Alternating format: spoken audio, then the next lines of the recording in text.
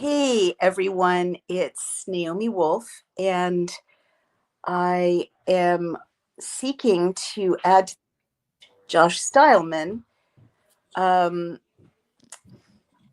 but oh, here he is. Amazing. Welcome, Josh Stylman. Thank you, Naomi Wolf. Can you hear me? I hear you fine. Why don't you come a little bit closer so that we're about the same height or size for our audience, and we can just dive right in. So, you guys, this is a really exciting part three interview of covering Josh Stylman's four-part magisterial series on mind control and MK Ultra. And as I said in the description of this part three, this is a subject that I really all my life wanted to believe was fake and insane, and that only people who really didn't know how to do research or understand history believed in it. But unfortunately, or fortunately, because maybe consciousness is the only real liberation, Josh Stylman has done the work and presented these the sources, primary sources, showing that there really are forces that are perhaps not overwhelmingly, perhaps not majority of reality. We don't know. We haven't gotten to that, but definitively put in place to drive history. I think that's a fair thing to say. So to reprise a little bit, Josh Stylman, as you know, is a regular commentator. He has an amazing Substack on Substack, where you can find this series. He was a co-founder of Threes Brewing. He was made famous against his will during the lockdowns when he refused to discriminate against unvaccinated people. And he got in trouble with the New York Times, who called this Jewish guy an anti-Semite. And he's also a tech entrepreneur who has founded or co-founded and successfully exited multiple digital technology businesses, including an early search engine business. So welcome back, Josh. How are you doing? I'm well. Nice to see you, and thank you for having me. Nice to have you back. Let's just dive in and pick up where we left off. In parts 1 and 2, you made the case that various entities produce culture and personalities. Is that a fair summary of the last 2 episodes? I think it is. So my series is a 4-part, kind of told through an allegorical lens. So part 1 was the laboratory, where we get into a lot of the top secret, or no longer top secret, but formerly top secret classified experiments. Part 2, I called the theater, where we talk about just the notion of celebrity. And my hypothesis is that many of these people on the public stage are not acting through their own volition, but are essentially puppets. Part 3 was the network, where we sort of all joined the show. And I provide a lot of documentation through patents and inventions and other stuff. And really part 4 is the mirror, which, I'm projecting my own experience, and it sounds like to some extent yours, where you realize that thoughts you may have may not be your own.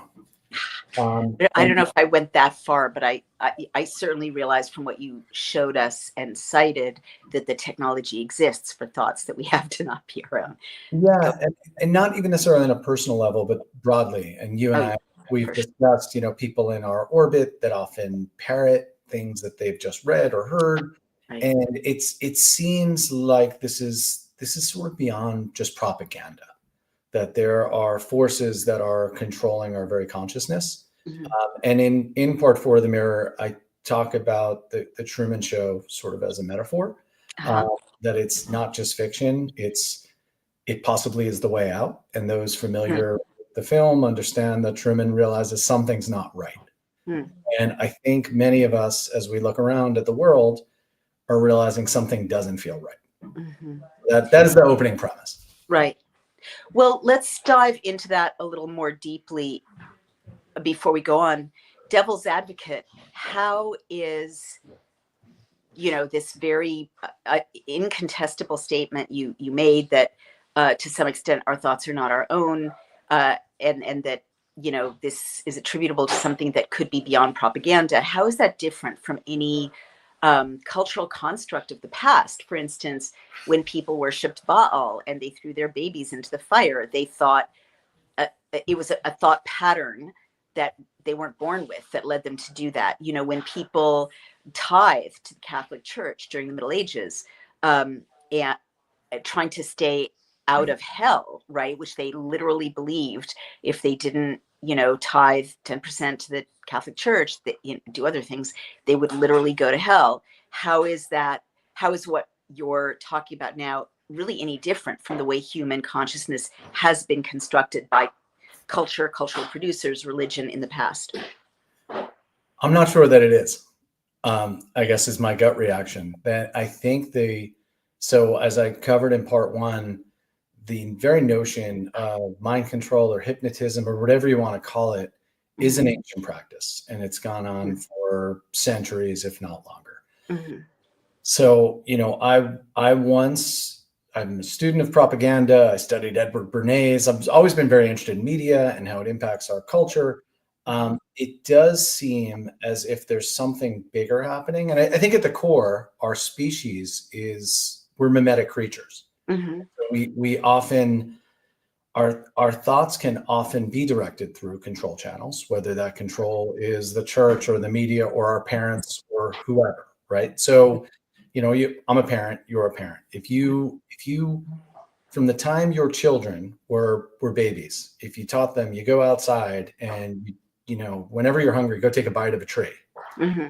Your children would probably listen to you, and they might grow up doing that. So Right. I think it's important to look at who the influences are in our lives and how that ultimately shapes our behavior. I think the distinction between, you know, ancient times or even just a couple of centuries ago or even a century ago is the technological stranglehold that is always in front of us, right? Right. So we talked last week when we talked about the network, just about, you know, the capabilities of our cell phones and the always on and the surveillance state and all of these mechanisms that are constant, and most importantly, the algorithm, you know, these mechanisms that are always literally and figuratively in our ear and in our brain, Right. and how that might influence just the way human learning works. Right. That's So for sure. I guess I think our rulers have always weaponized this very fundamental trait of ours. Mm-hmm. I guess they're not just giving us messages that we're repeating. Mm-hmm. At this stage, the technological infrastructure has gotten so significant Mm-hmm. that they're restructuring the very pathways with which we process all this information. So what do you mean by that? Look at the appendix in part 3 at the 150 or so patents that I lay out, from, like, you know, AirPods having the capability to whisper messages into your brain.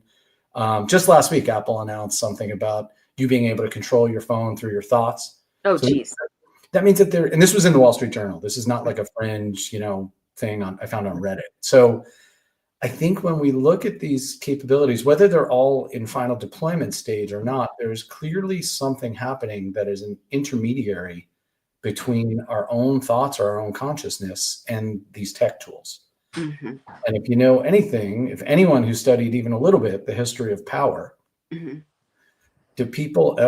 does the powerful ever willingly give up tools that they can use to control the masses? Literally not ever. I mean, in all of history, I've never seen an example of that. Correct.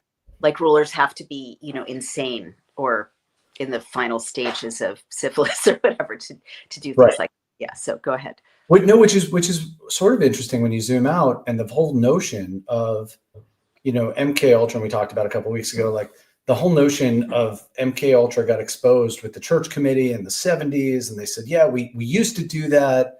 So But just reprise for people who didn't watch last week's episode, that episode, what you just MK Ultra, what is it? And then go on. And I'm using MK Ultra as a catch-all, the way someone might use, you know, Q-tip as a cotton swab. So I'm using it as like a broad category for all of the various mind controls. Okay. So but again, jumping in, you're saying mind control, but our intelligence agencies and at the FBI, for all I know, have always studied mind processing or mind influence, right? So, I mean, mind control is the most creepy, fringy, nefarious way to put it, but seeing like advertisers arguably study mind control, right? Or mind influence. Yeah, they did, and there is a progression that includes. I mean, I mentioned Edward Bernays, who was the guy who created torches of freedom, which convinced young women that they would be very sophisticated if they began smoking. Right. He literally invented the modern breakfast of cereal, and as those of us that follow like the Maha movement know that the food pyramid's upside down. Right. So there are lots of machinations of this. Some, and I always thought it was as a younger man, advertising's insidious, and they get you to buy soap to make you taller, and all the stupid things that make markets behave irrationally. I have come to understand that there is something deeper rooted here. And, when I talk about MK Ultra or mind control, which again, I'm using interchangeably, there was an actual government program that was headed by a guy named Sidney Gottlieb that was a part of the United States government, which they inherited research from the Nazis, which came over in Operation Paperclip in the 1940s. And was essentially launched with the creation of the CIA. There were real experiments. Yeah, I won't belabor the point, but there were real experiments, and they were testing things like Manchurian candidates, which later showed up in films. And so when I'm talking, so when I'm talking about mind control, I'm talking about the most nefarious application of it. But I don't think it necessarily is all about creating killers to go, or presidential candidates. I think it also manifests in our day-to-day lives. Right. So you were going back to the church committee, and you were going to say something about we think it's over and done with in the 70s. So it came out in the mid 70s through this church committee, which was, led by the Rockefellers, and 90% of the documents were actually redacted. But they admitted that there were top secret government programs that were controlling people's minds.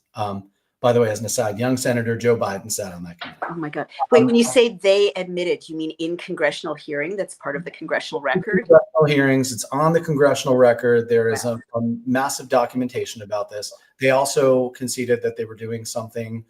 The Mockingbird Project, where they were seeding stories into news media. Right. And they said, we used to do this and we stopped.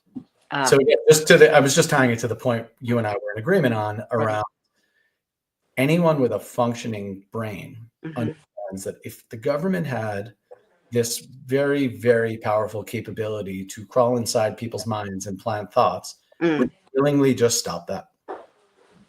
Never. So the record shows that more likely it was splintered into a more decentralized program. Right. That were lots of different mind control programs, perhaps not called MK Ultra anymore, but called all sorts of different things. And I think anyone who pays attention to modern media understands that the manipulation is still very real. And I'm not sure where the line of propaganda ends and actual mind control begins. Right.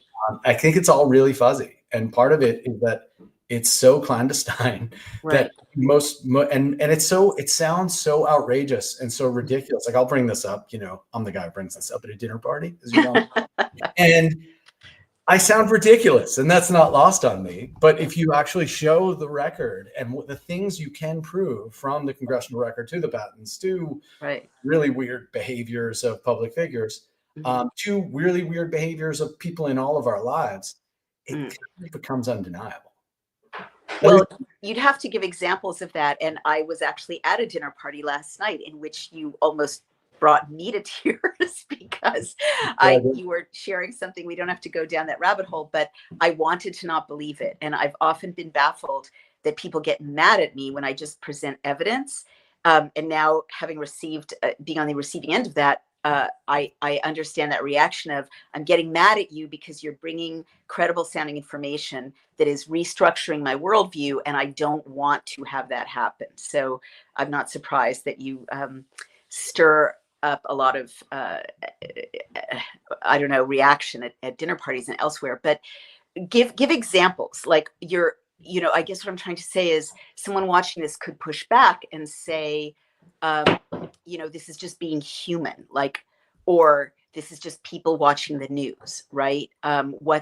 What's so unique, what's so controlled about people reacting to repeated messages on the news? Or the example that flashed into my head as you were speaking is during lockdowns. I remember I went to my local, diner, and then I went to like a restaurant, or I mean, they were barely open, but I went to multiple locations, and the same image was playing on the TV on multiple channels of the needle going into someone's arm, the needle going into someone's arm. It was a child's arm. It was an old lady's arm. It was a beautiful young woman's arm. It was like this. And I was like, I am watching hypnosis.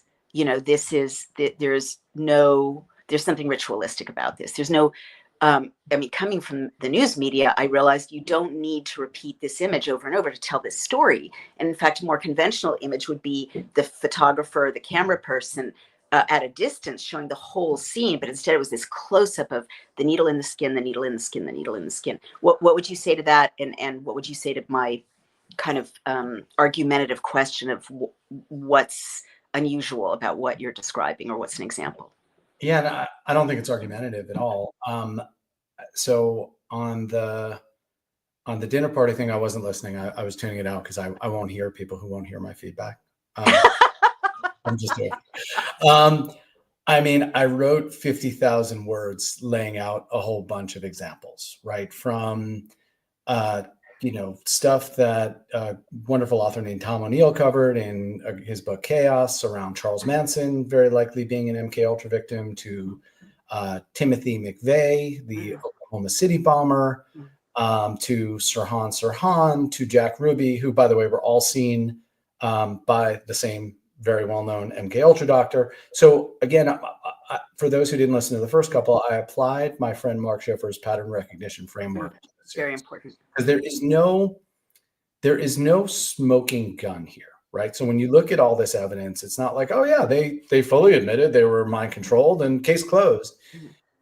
At some point, if you look at the record and you look at all of these weird serendipities or coincidences, you realize that at some point you have to sort of apply this pattern recognition framework and say, it's completely it's infinitesimally possible for this to all be a coincidence. For this guy, Jolly West, for example, using the example I was talking about, to be the guy who looks at all of these killers and be the one who interviews them, and he's a known MK Ultra doctor. That's just weird. Right. That is weird. In part 3, we didn't talk about this last time. I use O.J. Simpson as a storytelling vessel because that was sort of fresh, even in like conspiracy circles. People don't really talk about O.J. Simpson, but to me, this was like the first case of us all sort of tuned in and not just hearing the news story, but participating in it on some level. It was those of us older to remember. Youngsters won't remember this at all. Those of us old enough to remember. Sorry. I was wondering if I lost you. Understand that, first of all, O.J. Simpson was one of the most recognizable people in the country, and well regarded, loved, revered, and it was so shocking that it got us all tuned in. And I go through just the notion of mass trauma. I think many of these historical events, and I go through, O.J. Simpson and the Challenger disaster, and so weird. 9/11 was a big one, and obviously COVID, as just this notion of us all going through collective trauma together, which I believe is its own form of mind control. And again, not planting a thought in my head to go kill somebody, but certainly, becoming maybe fearful of our neighbors. In the case of COVID, might be the greatest spectacle, certainly of our lives, because it impacted everyone. Jumping in, didn't you conclude, as I recall, with the O.J. Simpson example, that it was almost a test case? I don't want to put words in your mouth, but the effect was that America observed itself as two different Americas, seeing two different events and drawing totally different conclusions. Yes. And it also wasn't isolated. So, it was around the same time, roughly, give or take a couple of years, as the Rodney King beating in LA, a couple subsequently resulted in the riots in LA, Ruby Ridge and Waco. And there was this sort of dichotomous thing that was emerging of the angry black man and the angry white man. And, as I'm not saying racism has not been a thing. It's as old as American and older. But it seemed like there were tensions. Only retrospectively did I realize there were tensions being stoked. Right. And they played a big role in that. In the piece, I show the video of reactions from black people versus white people. And I remember this very well. I do too. Yeah. Entirely different. And now on its own, okay, that's kind of interesting. And we all identify with people that look like us. Now fast forward and insert vaxxers, anti-vaxxers, right. Ukraine, Israel, Palestine, insert whichever dialectic is of, the one that is triggering you emotionally. Right. And we're seeing it at scale. And now we're seeing it at social media scale.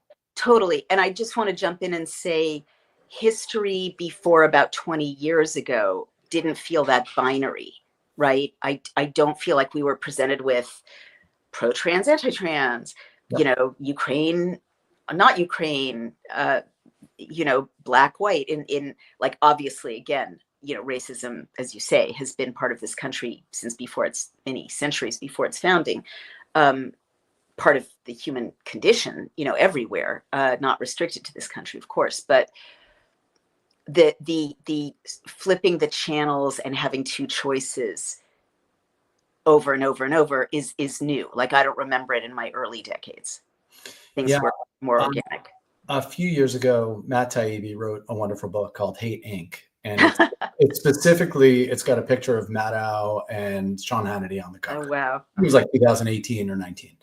And, the idea was these are two flavors of the same thing. And it's a really well-reasoned argument. And I think we're seeing it at mass scale. And it's sort of like, I'm the Yankees and you're the Red Sox, and everything you say and do, I must hate you. Right. I must hate you. And I'm sorry, that is so fucking stupid. Excuse my language, but it's like, there's more we've removed all nuance from the world, right? Right, that's true. People don't act that way. You're my friend, right? You and I agree on a lot of stuff and we disagree on a lot of stuff. And I'm actually really interested in talking to you about the things we disagree on, because you're a really thoughtful, articulate person. You might convince me that I'm wrong. And you will show me evidence and I'll show you evidence. And that is how one grows as a human. Right. And I think it's this notion of, we're so sure we're right about everything. We're so sure the other guy's wrong. When you zoom out, it's like, actually, have we both just been propagandized so deeply that it's just hubris all the way down? Yeah, but how is that different from the Guelphs and Ghibellines or the War of the Roses, red roses and white roses? I mean, Catholics and Protestants. I mean, Northern Ireland. I'm sorry, but from a kind of Jewish American lady perspective, you look at Northern Ireland and you see a bunch of white people, Christians at each other's throats. I mean, obviously it's much more nuanced than that, but or Hutu and Tutsi, right? Africans at each other's throats, who share many challenges and, issues that they could work on constructively together. Well, let me go back and say, you're not saying that O.J. Simpson was a mind control subject or an MK Ultra subject, are you? Or you're not saying that Rodney King was not a real thing, are you? I mean, there's a difference between weaponizing an event that happened organically versus like instigating it. So what are you saying? So, and we'll decouple those 2 points you just made. So on OJ first, my initial point, and the reason I used him as a storytelling vessel in the network, was more about how we were all tuned in, right? And if you recall, around that time, it's when talk shows sort of went from like the Phil Donahue, I'm going to interview you, to Ricky Lake and Maury Povich, and everyone is now a subject. It was at around the time of the advent of reality TV, which now I think, if you're under, I don't know, 35, you think that was always a thing, and it most certainly wasn't. I think the Real World was sort of the first big one. And then shortly thereafter, cell phones became a thing, and now we live in this incredibly narcissistic world where everyone reveals themselves all the time. So the point in OJ was more everyone's plugged in. Mm. Having said that, there's some quirky things around the O.J. Simpson story that I certainly wasn't aware of until I started exploring this line of thinking. So his mother worked at the University of California, San Francisco Medical Center, which was a documented MK Ultra hospital. She was an Did we administrator. talk about this? That was literally behind my house. That's fascinating. San Francisco was definitely a hub. California is a military hub broadly, always. But his mom worked there while MK Ultra was going on. But again, these are What? As a what? she was an administrator in the hospital.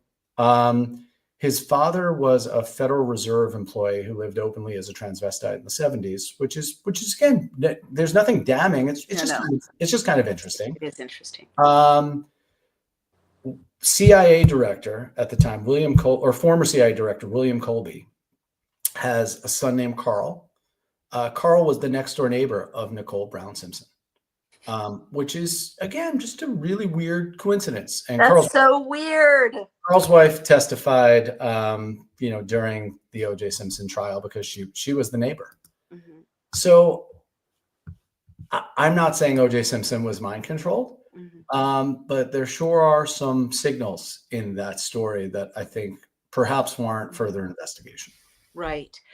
And isn't it common? Well, let me say this. Having read Chaos, what really struck me was the way some of the women who are devotees of Charles Manson spoke about their consciousness afterwards. And they said things like, I couldn't feel right or wrong, or I couldn't feel that the person I was stabbing was a human being, that I should have any mercy for them. I couldn't, or that, everything was a blank, or I didn't feel like I had free will. And then we talked the last time, I think, about the Taylor Swift concert, or maybe we didn't, but we should have, in which people we did. Yeah. People kind of lost time. And I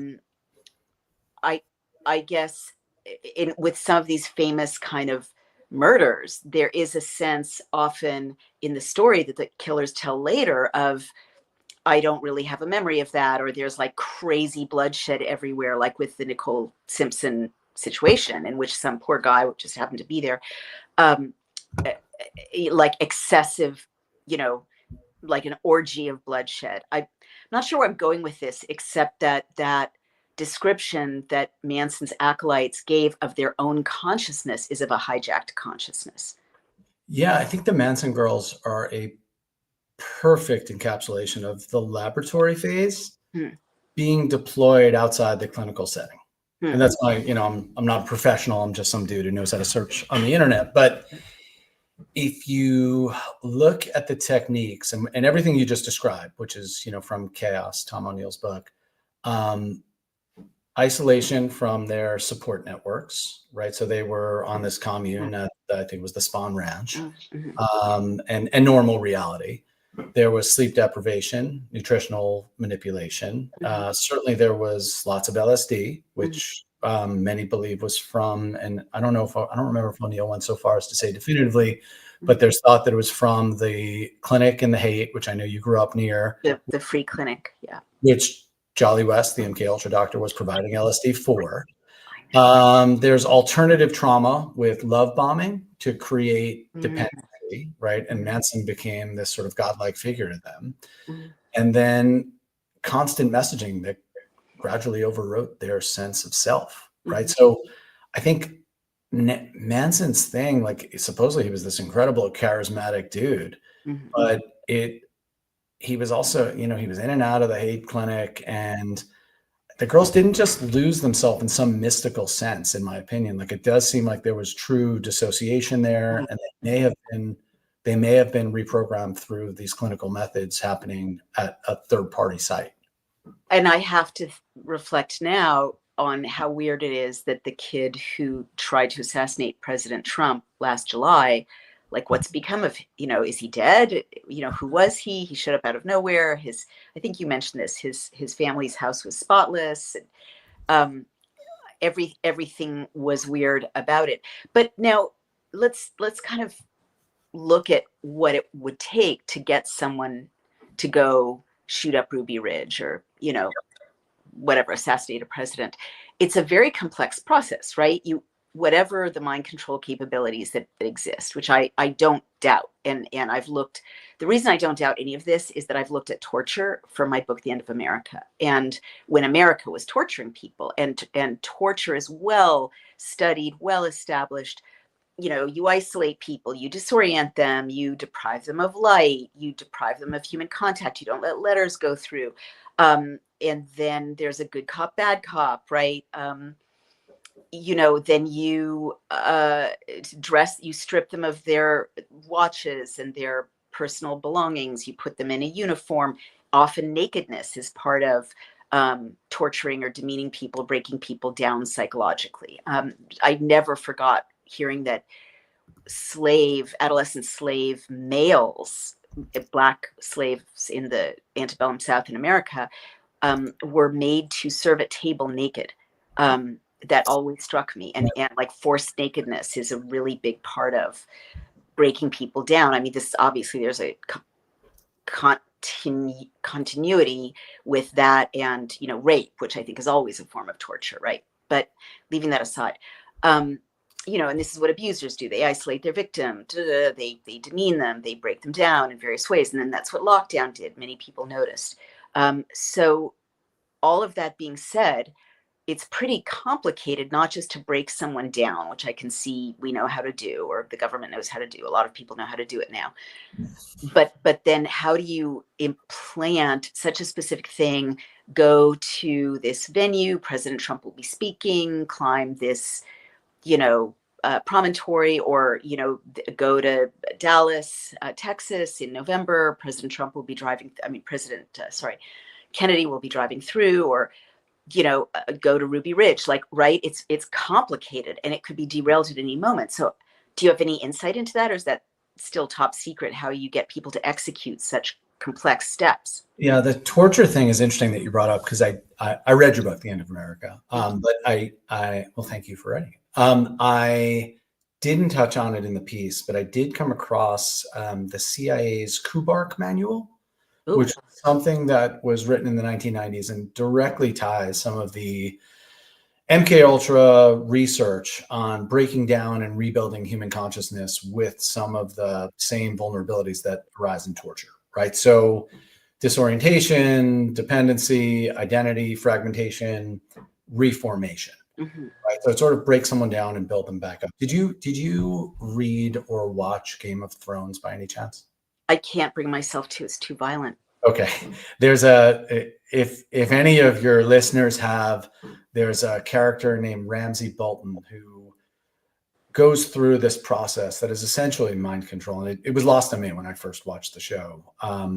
But there's a person who is of, his own volition and will, and he breaks him down, and he essentially becomes his slave. Mm-hmm. And you sort of watch over the course of like a season or something where, this character just gets totally broken down and then just acts on whatever way this person who's essentially remote controlling him is doing. Mm-hmm. I think it's like a giant revelation of the method. So William Sargent, one of the key architects of all this, talked about the concept of transmarginal inhibition. Mm-hmm. And that idea is pushing the brain beyond the normal stress thresholds, mm-hmm. so that you have heightened suggestibility. Mm-hmm. So, and I, again, the exact mechanism I think is still a little bit elusive, but I do think your instinct that the torture and mind control protocols have a significant overlap is spot on. I think that's a really good thought and a really good intuition. I didn't have enough about it to write about it. Right. I didn't think I could substantiate it well enough, but I'm in. But the bottom line is we don't know exactly how you get someone to go through all the steps of successfully killing a candidate.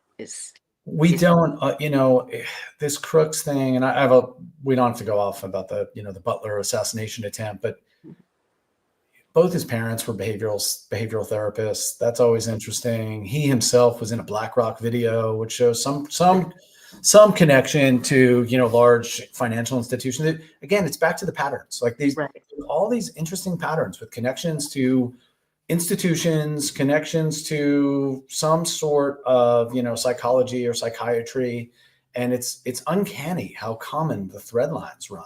Okay. Even the names, like Right. Thomas Crooks, such an interest. Like, are these real people or are Right. these characters? I don't know. That's really funny. I mean, it's not funny. It's tragic, of course, but it's very novelistic. You're right.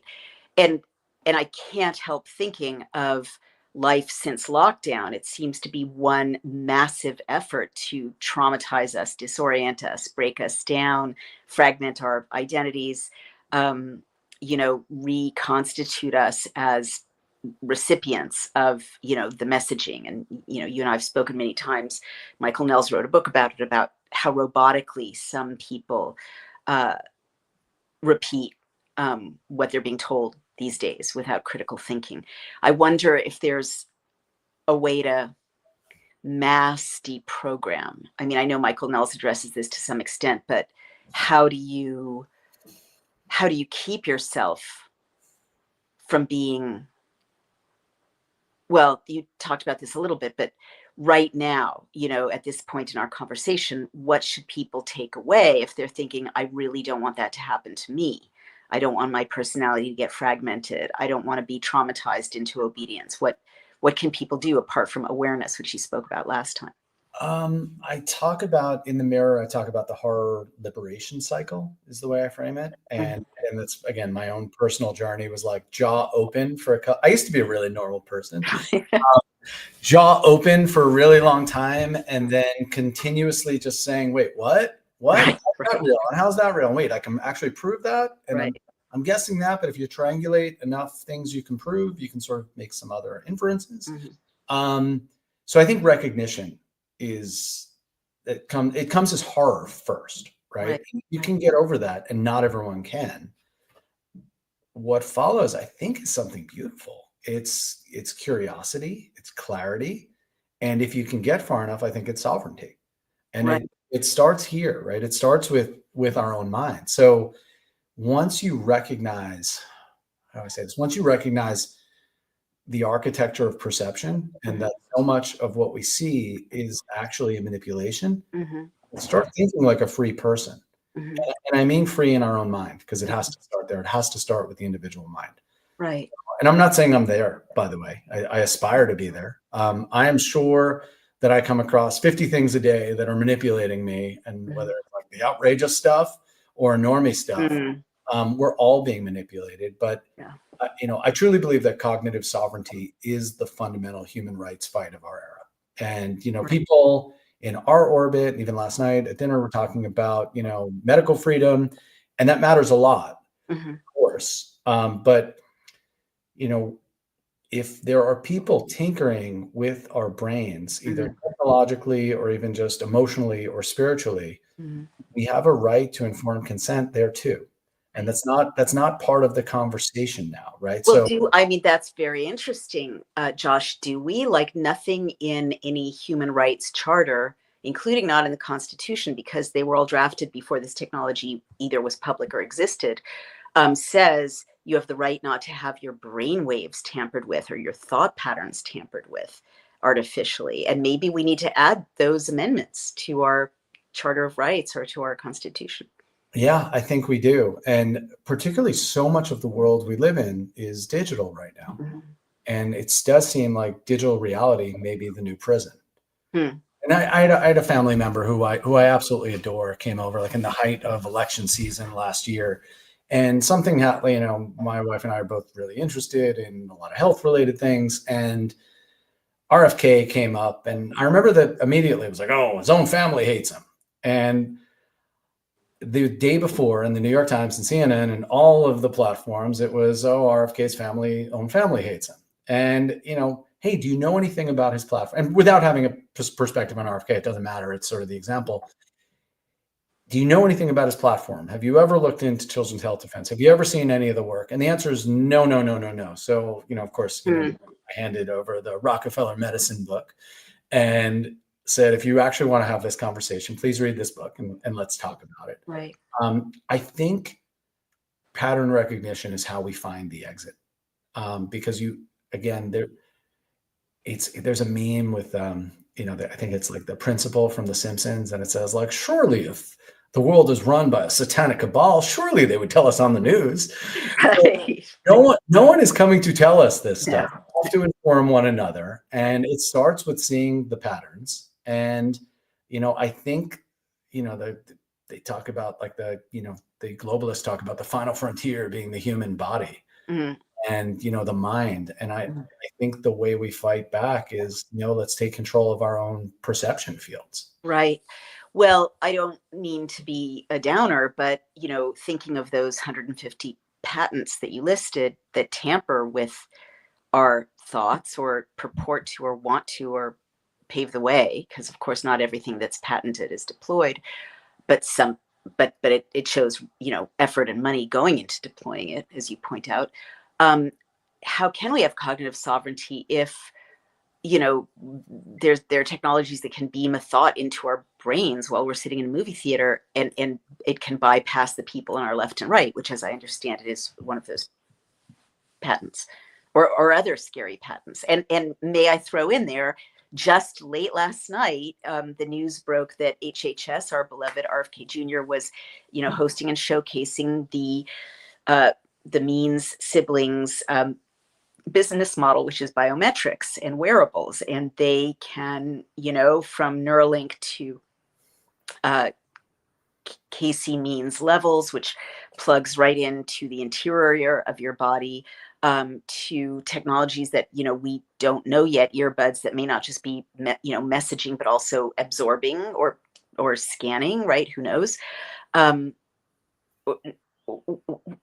Clearly, there's a giant push toward monetizing the colonization of our thoughts and our bodies. So how do we have cognitive sovereignty if our very own beloved heroes are ushering this era in of hooking us up to what Catherine Austin Fitts calls the control grid? I think it's appalling that you would dare ask questions of those in power because they're supposed to be on our team. How dare you? Right. Yeah, that's why you and I and 6 other people are like remaining, like having not drunk the Kool-Aid and asking questions. But go ahead. I think it comes down to what is free will, right? Because if we live in a world where our thoughts can be implanted and memories are modified and perceptual frameworks are algorithmically shaped, do we act on our own volition? Well, that's my question. You said we have cognitive sovereignty, and I'm saying how? I think it starts with a recognition. First question, am I being manipulated? But how can you even know if there's an ear pod beaming the answer? No, you're not being manipulated. Well, let's start with don't wear AirPods. Okay. Let's start there. And maybe untethering from tech is reliant, as we all are every single day, on technology, and myself included. I'm a technologist and a long time technology advocate in many ways, but I recognize that tech is a tool, right? So I think Chomsky said, like, you can have a hammer, you could build a house or smash someone's face. Right. So it's how are you wielding it, right, ultimately? And so I think part of it is just breaking away from the tech, and not all the time. I'm not going to stop using technology, but maybe regular periods of, I talk about like digital disconnection or tech fasts, having a real life community. That's, we're living in an era, and particularly with young people, that I think one of the things I've seen it in my own family and friends. Young people often think that they are socializing when, on like a Friday night, that they're hanging out on phones with their friends. And, that is completely disconnected from the notion of human connection and community. And it's a cool value add on top of actual human connection, but it's not the same. Right. I mean, look, you and I are using technology to have this conversation right now. I'm not a Luddite, but I do think we need to build real in-person communities. Right. There's some stuff that I'm not yet expert in, but I'm learning about around things like biofields and, and some gets into like a little metaphysical, and some people would call woo-woo not real. But I recall reading something about a year ago as I started learning about some of this stuff that said humans literally vibe off of one another, and there's a resonance that's created energetically Yeah. when you are, and the number was wild. It's when you're within 6 feet of another person. And I immediately was like, oh my God, 6 feet. Is that a pattern? Right. And maybe it's random, maybe it's not. I think we need to start reading the fine print. So to your question of like, how do you break free? Yeah. How about we reject devices with neural interfacing Right. capabilities and not allow, if you want to enable data collection in your biological processes, read the fine print, know what you're signing up for. Right. And again, without having a firm opinion on levels or anything else, like Yeah. you would have to kill me to allow any sort of surveillance under my skin or even a needle in my body at this point, or anyone in my family. So I think part of it does start with awareness. Like we're not, again, at least you and I assume most of your listeners are not zombies, right? So yes, we're susceptible to manipulation, but we're not zombies. We can take control of our own minds. And Right. it starts with knowing that there are nefarious forces out to manipulate us, I believe. Right. I hear you. I mean, again, I don't mean to keep kind of being Debbie Downer, but I'm just thinking right now of the smart meter that could have been installed, without my knowledge or consent, outside. And I mean, we got a notice saying they were going to do that. I'm like, oh my God, how do I fight that? And a huge kind of digital tower, like I guess a Wi-Fi or a 5G tower that is going up a valley away, again, against local zoning, but someone's been paid off. And it's going to make our Wi-Fi better, or it can make our Wi-Fi better and, suppress my dissident thoughts, right? I don't know. So I think, to really protect ourselves, we have a big slog ahead of like, reading the patents that you've brought forward and scanning the bills that are going through and making sure these new technologies are not being deployed on us. And we just elected a MAGA administration that was supposed to protect us from this kind of harvesting of our biology that's rolling it out. So I'm glad you're so sanguine, but I'm pretty distraught and worried. Yeah, I don't get worried about things, and and maybe that makes me a fool.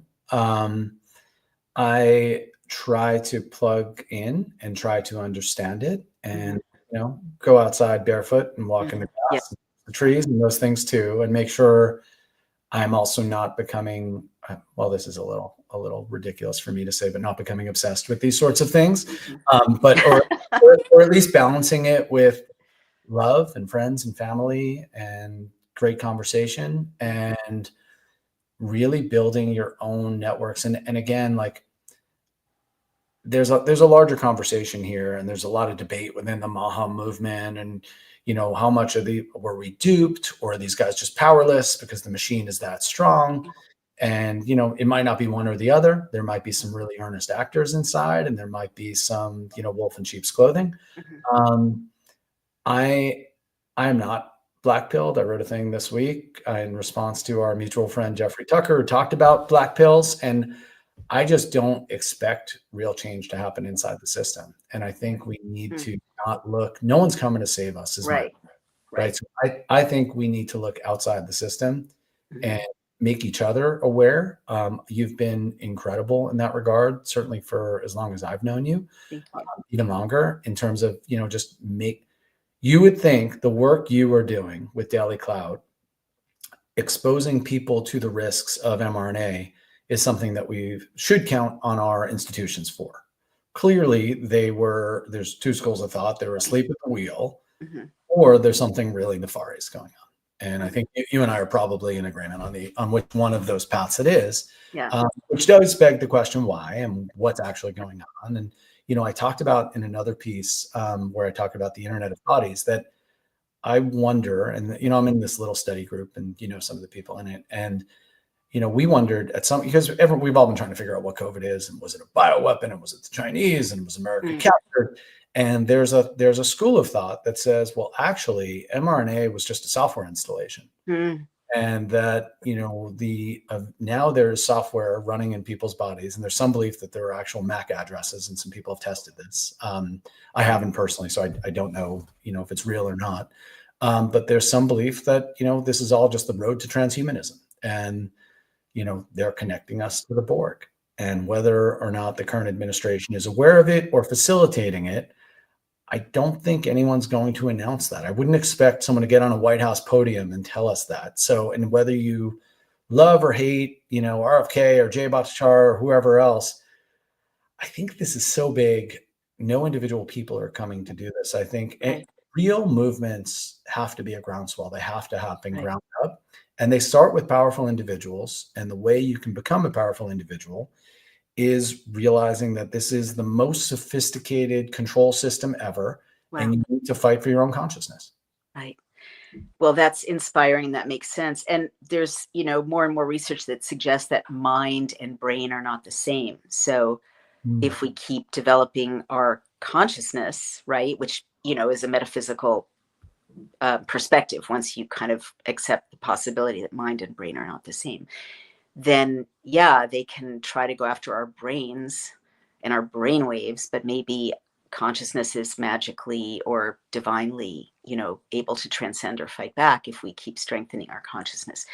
But that's so much. So in the time we have left, do you want to talk about why you called it the mirror and what the mirror is, and anything else we haven't covered about the goal of the mirror, the role of the mirror? I mean, it's a fairly self-explanatory, metaphor, right? We are now and again, it was through a progression of the lab, the network, or the lab, the theater, the network. Mhm. We're now confronted with this reality that there are people trying to manipulate us, and whether you're there and saying, okay, it's actually mind control and there's a mechanism and you can get behind it, or okay, it's just propaganda and this is the way the world has always been. But yeah, the tools are more significant. And again, look in our own lives, right? Like you had mentioned in the opening, that I was canceled in my community, which was really weird because I'm not a public figure, but I spoke against vaccine mandates and I became, public villain number one, which was really just a weird thing because I Yeah. like coach my kids' sports teams and I'm the dad who owns the local brewery. It's kind of a man about town in my little nook of the world. And I saw like the same people who would, come chase me down on the street to say hello. I watched them see me coming and scurry away. And that, to me, that's a form of mind control, right? It gets more interesting though, because 2 weeks after everything went on with me, and again, this is my own, we all have our own experiences. This is my own life. Hmm. You're a public figure and, have all sorts of horrendous things written about you on the internet regularly and are used to it. I've lived a very private life by design and did not want any attention.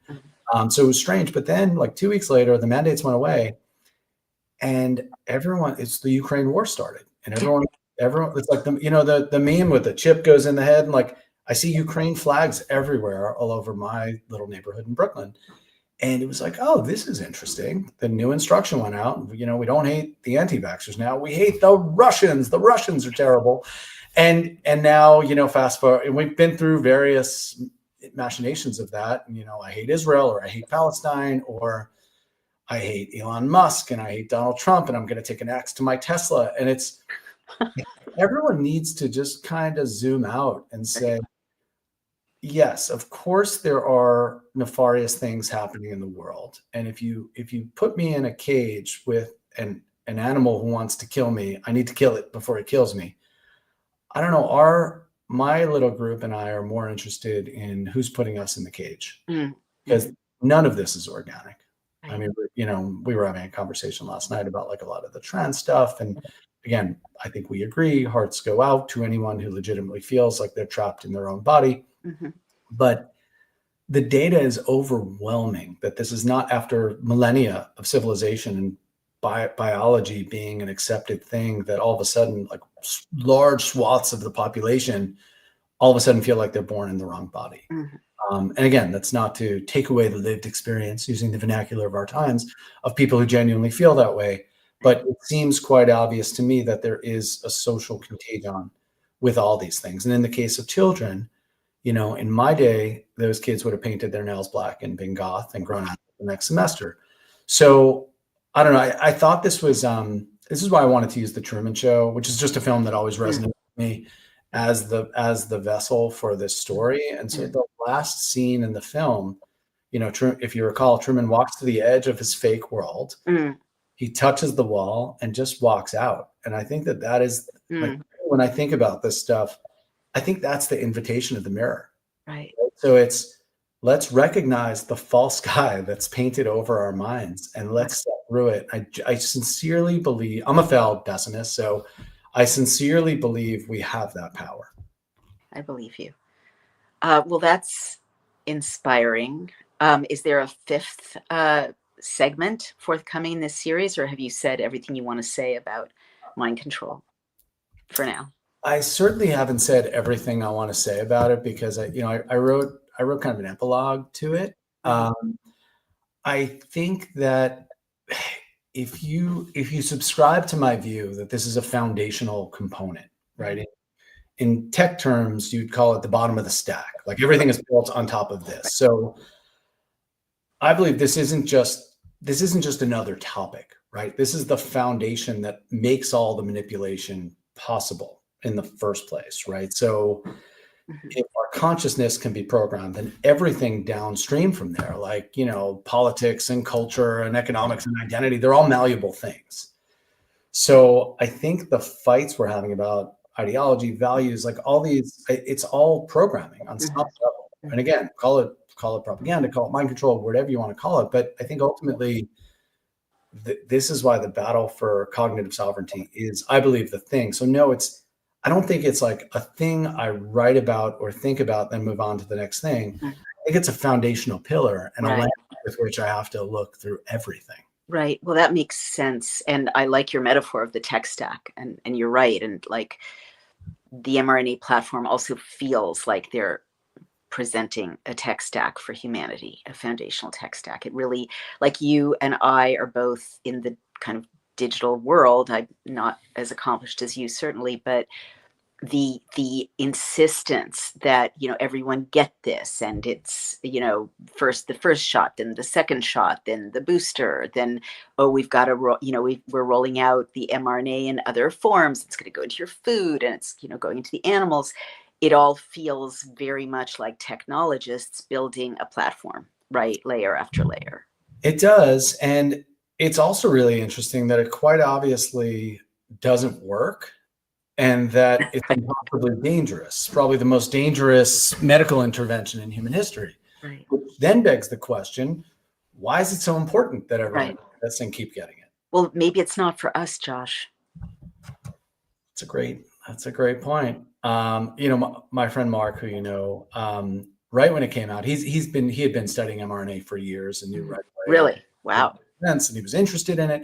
He made the comment, we talked about how this is like a Michael Crichton movie and, hey, this is Revenge of the Nerds. And, Bill Gates is just going to upload new instructions. And that's the way the technology theoretically can work. His analogy was, it's like shooting yourself in the face to cure your headache. Right. So headache's gone. Right. So it's probably the dumbest medical intervention in human history if it were pure intentions.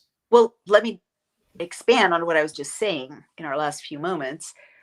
I keep thinking of that story, Stone Soup. I may have mentioned it last night, where people are starving and the peddler shows up and says, I have a magic stone, and he puts the stone in boiling water and he says, you bring the parsnip, you bring the carrot, you bring the potato, you bring some meat, and all the villagers contribute, and then magically they've got soup, right? And it wasn't the stone. Well, I guess what I'm trying to say is, maybe, like, we all know it's not a real medical intervention by now, but maybe that it's a cover for something that's,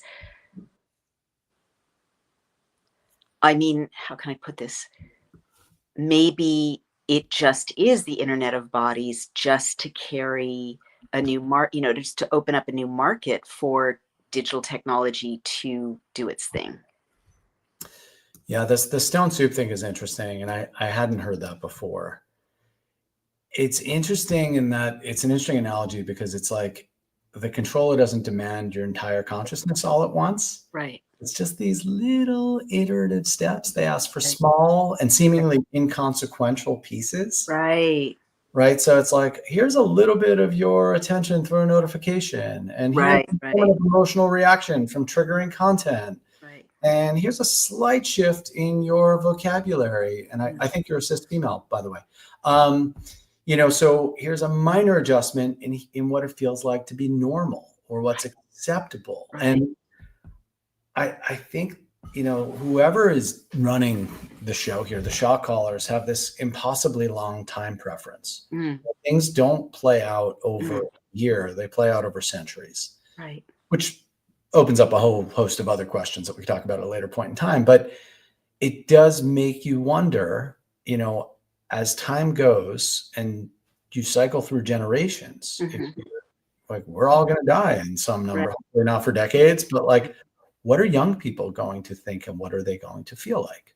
Right. You can think about it even in terms of like the monetary system. But maybe, I'm so sorry. No, please. Well, I don't want to interrupt you, but I guess what I'm trying to say is maybe we're looking in the wrong direction because we keep looking at humanity. Maybe we're just the host. We could have a much longer conversation about that. And it's certainly crossed my mind. There's a lot of thought on this. And then there's thought about like, and I think you and I are on the same page. I'm asking questions nowadays, like, who are we and where are we? Right. And how the hell do we get here? Oh my God. Well, okay. You'll have to come back then. Did you want to finish? I don't have any answers. Right. No, but I mean, I think a lot of people are asking these questions, right? Like, who's doing this? Because the whole mRNA thing isn't being unrolled as if the people in charge care about humanity at all or identify with humanity at all.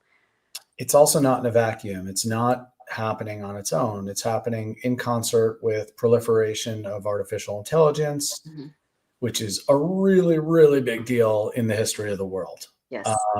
It's happening at a time when division has never been higher across some of the things we've touched on and hundreds, if not thousands more. It's happening at a time when, people are talking about planet alignments and, geomagnetic events. And I think most of us have no clue what's happening in the world around us, myself included. And that doesn't mean, at least in my case, I'm certainly going to try to figure it out. It might not matter. I have a friend who laughs at me about all this stuff, and he was years ahead of me on all this. And was like, dude, you're stamp collecting. Just, you might as well just go ahead and do whatever you're going to do and go outside. Wow. And I appreciate that perspective too. There's no one path for everybody. Right. So do you want to finish what you were saying about currency, and then I'll have to let you go and hope you come back to talk about AI in the future? On currency, I was just going to say, like, for example, the America didn't go off the gold standard until 1971, right? That was 2 years before I was born. So but if you ask any young person, what's money? Yeah, it's the dollars in your pocket. And it never even occurred to me. I have a friend who, for many years has been carrying on how the Fed is unconstitutional. And I didn't even understand what he meant. And I started looking into it. And it sort of shook me around 2008 when I started understanding, the global financial crisis, that the money, not just in my pocket, but in the bank, was actually just an IOU for an IOU for an IOU. And it's just this layers all the way down. So at some point, there was resistance to that. There was resistance to the Federal Reserve decades before in 1913, which is, by the way, as an aside, the story of the Titanic, but we'll save that for another day.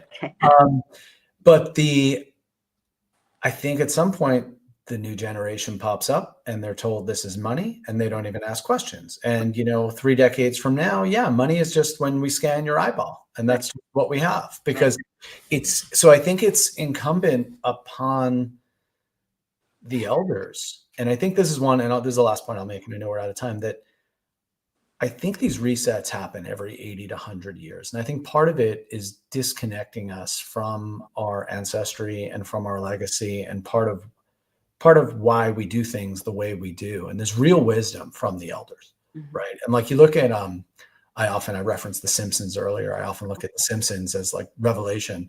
And, if you ever watch the show, Grandpa's a buffoon. And it's sort of like, oh yeah, let's not listen to Grandpa. Right. He's just an old fumbling idiot.